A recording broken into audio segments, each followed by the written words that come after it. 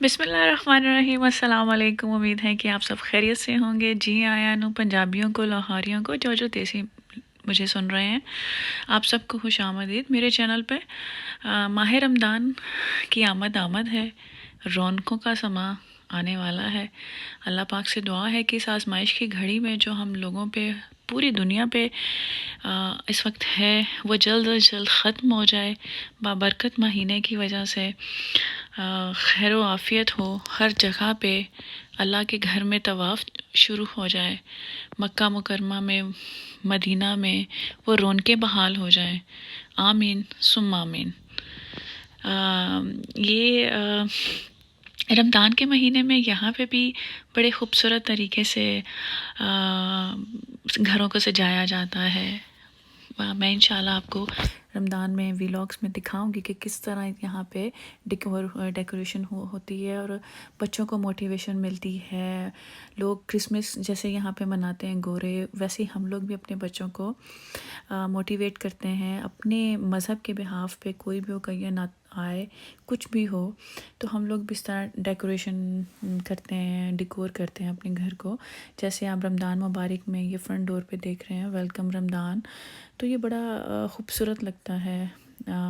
बच्चों को पता चलता है, वो एजुकेट होते हैं, क्योंकि यहाँ पे वो पाकिस्तान का या अपने मुल्क का कल्चर तो हम लोग नहीं दे सकते, तो बट हम लोग पूरी कोशिश करते हैं कि मसाजिद में लेके जाएं। और अफ्तारियाँ होती हैं यहाँ पे भी बहुत ज़्यादा। अमेरिका में कोई भी वेस्टर्न कल्चर में जो देसी कम्युनिटी, पाकिस्तानी मुसलमान या कोई भी हो जो मुसलमान हो, यहाँ पे भी माशाल्लाह बड़ा अच्छे तरीके से रमज़ान और ईद वो त्यौहार को मनाया जाता है।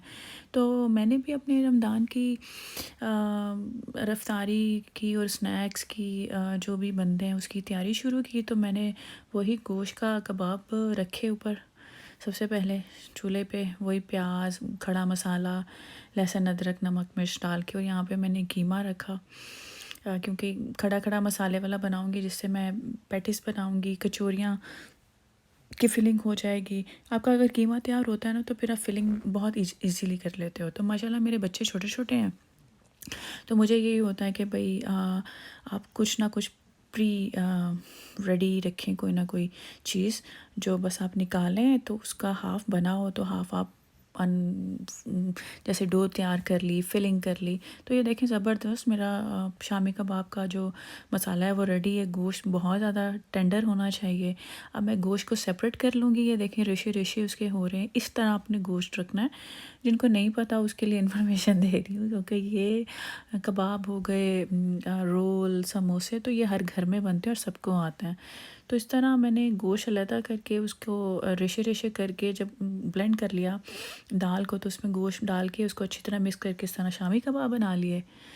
तो कोई भी रेसिपी या कोई भी स्नैक जो आप मेरे व्लॉग में देख रहे हैं, जो मैं प्रॉपर इंग्रेडिएंट्स के साथ नहीं बता रही, मुझे ये होता है कि भाई अच्छा ये मेन जो इंग्रेडिएंट्स वाले डिशेस होती हैं वो तो हर घर में बनते हैं। जैसे चने हैं, तो कुछ चने मैंने बॉयल करके रख लिए, कुछ चने इस तरह मैंने मिक्स करके रख लिए मसाले के, तो ताकि ये भी काम आ जाते हैं झटपट जो भी आपने बनाना होता है चाट।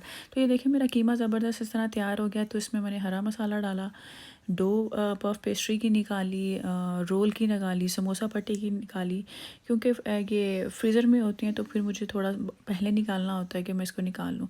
अब इसमें से इसके भी मैं आगे जाके आपको दिखाती हूँ कि मैं किस किस शेप के इसके स्नैक्स बनाऊँगी जो फ्रोज़न होंगे। तो ये मैंने वेजिटेबल्स ब्लेंड कर ली थी अपने वो रोल की फिलिंग के लिए जो चिकन के साथ होगी। तो ये डो निकाली हुई थी मैंने। शामी कबाब भी मेरे बन चुके थे और ये रोल भी मैंने बना लिए।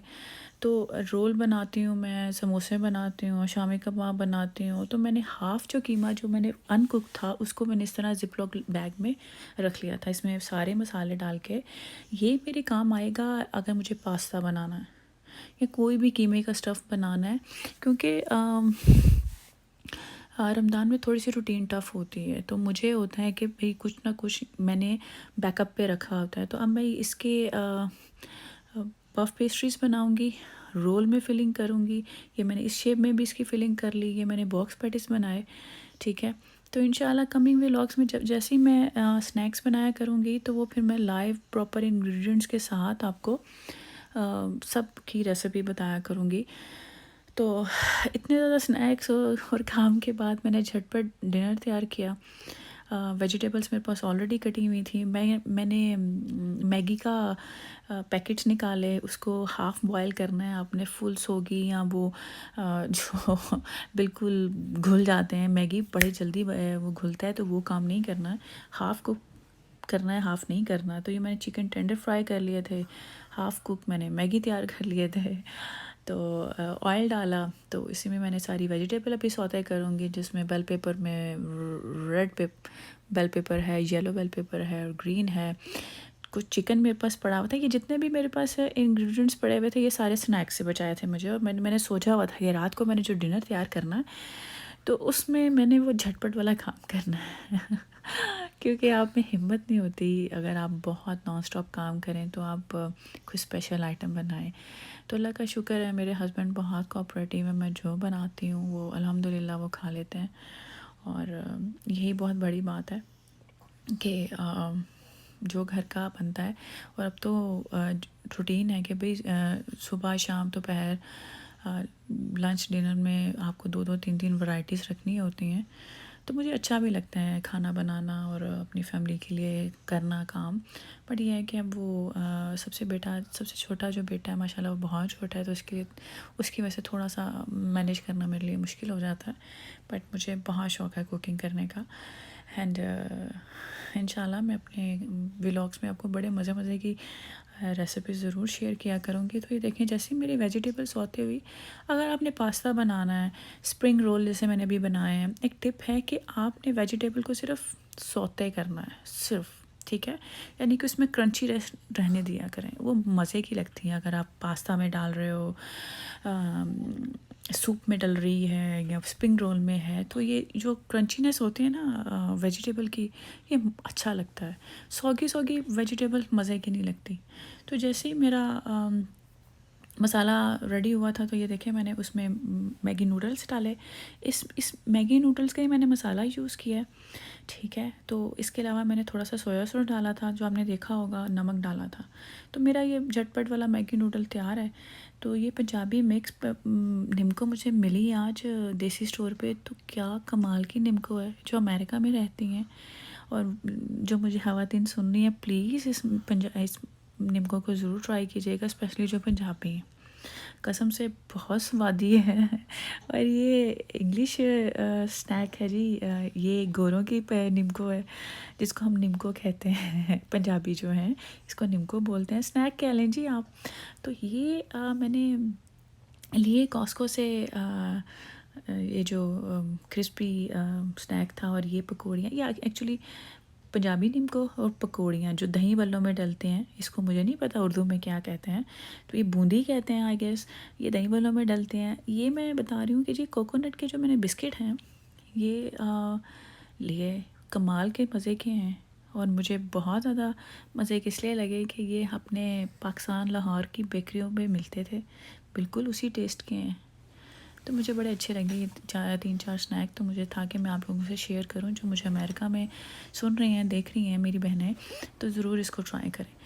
तो स्नैक्स से फ्री होके, डिनर से फ्री होके, तो मुझे था कि मैं चटनियाँ भी बना लूँ।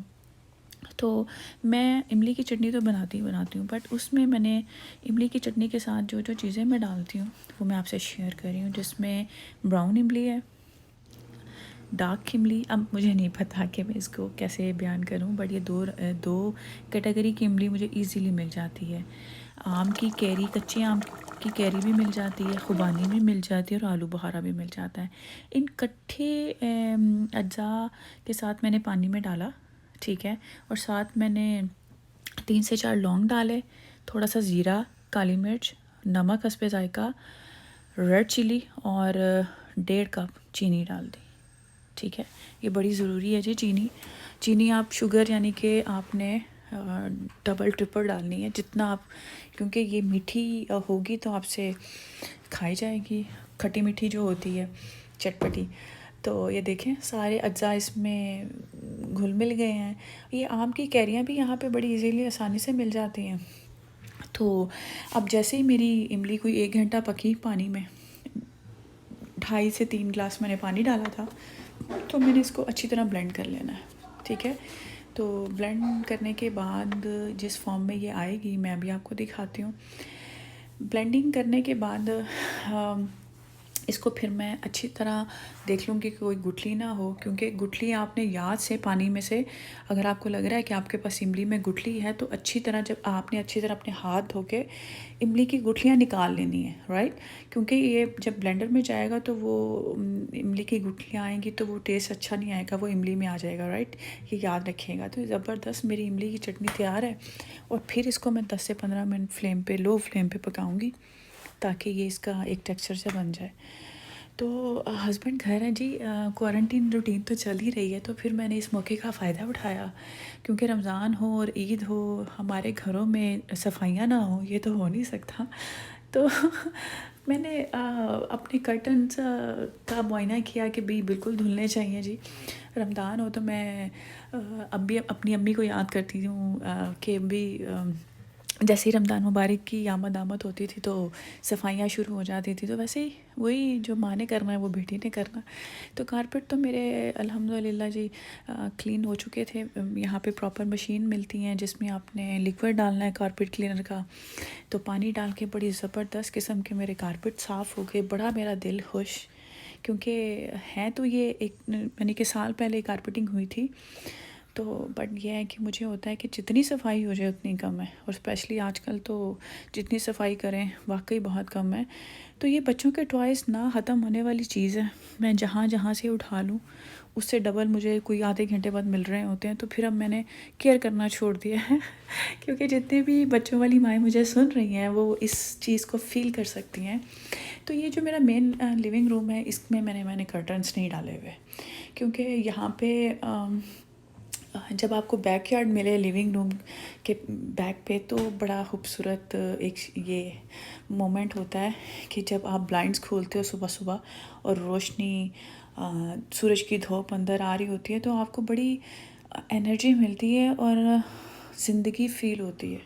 स्पेशली जब से ये क्वारंटीन रूटीन शुरू हुई है, लॉकडाउन शुरू हुआ है, तो बस हमारे पास तो फिर यही है कि भी हम लोग ताज़ा हवा महसूस कर सकते हैं घरों में रहते हुए, फ़ील कर सकते हैं अल्लाह की नेमत को कि जी ताज़ा हवा खुदा की दी हुई जो नेमत है कि भाई हम लोग सांस ले सकते हैं, आज़ाद रह सकते हैं, ये बहुत बड़ी नेमत है।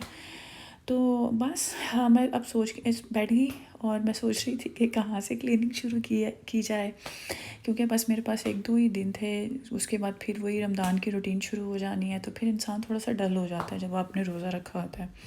मैंने तो कर्टन उतार लिए, कर्टन को बड़े तरीके से उतारना था, वो हस्बैंड ने उतारे। उन्होंने बोला जी इसको मैं देखूँगा, इसकी मैं टेक केयर करता हूँ कर्टन्स की। मैंने कहा मोस्ट वेलकम क्योंकि आपको अच्छा लगता है कि अगर हस्बैंड भी कोऑपरेट करें घरों के काम में, तो मैंने कहा बिल्कुल। तो उसके बाद फिर मैंने डीप क्लीनिंग शुरू की, ये सारी ब्लाइंड्स को साफ़ किया, इसको साफ़ करना था, इसको साफ़ किया, फिर पूरी डीप क्लीनिंग की। इंशाल्लाह मैं आपको बताऊंगी कि अमेरिका में जो घर आपको होता अपने है, कमिंग व्लॉग्स में बताऊंगी कि यहाँ पे अमेरिका में जो घर होते हैं उनकी डीप क्लीनिंग कैसे होती है। हम लोग पाकिस्तान में थे तो सोचते थे भाई कि वो अमेरिका में या बाहर के मुल्कों में तो घर बड़े साफ़ सुथरे होते हैं, जी आपको तो सफाई करने की ज़रूरत ही नहीं होती है हफ्ता हफ्ता। जी बिल्कुल ऐसा कुछ भी नहीं है। यहाँ पे सफाई तो दूर की बात, यहाँ पे आपको डीप क्लीनिंग करनी होती है, राइट। तो डीप क्लीनिंग क्या होती है, कैसे होती है, मैं प्रॉपर आपको समझाऊंगी प्रोडक्ट्स के साथ। अनगिनत प्रोडक्ट्स होती हैं, क्योंकि ना तो हम यहाँ पे वो पानी डाल के फ़ौरन धो सकते हैं झाड़ू में जैसे पाकिस्तान में होता था। तो ये मेरा बड़ा ही खूबसूरत सा एक बैम्बू है पौधा, जो कि जिसकी अभी डेंटिंग पेंटिंग होने वाली है, तो इसकी मैं बड़ी टेक केयर करती हूँ। ये कहते हैं जी खुशबख्ती की अलामत है, ये चाइनीज़ पौधा है एक्चुअली, तो वो ये समझते हैं, राइट। तो इंशाल्लाह मेरी रमज़ान की तैयारी अल्हम्दुलिल्लाह कंप्लीट हो गई, जिसमें स्नैक्स थे, चटनियाँ थी, सफाइयाँ भी मेरे हस्बैंड ने मेरे साथ कोऑपरेट किया, अल्हम्दुलिल्लाह वो भी ऑलमोस्ट डन है। तो इंशाल्लाह उम्मीद है कि आपको मेरा आज का व्लॉग अच्छा लगा होगा। दुआ में याद रखिएगा। आपको बहुत बहुत रमज़ान मुबारक। इंशाल्लाह रमज़ान में भी आपके साथ नई नई डिशेस के साथ और चटपटी बातों के साथ फिर हाज़िर होंगी। तब तक के लिए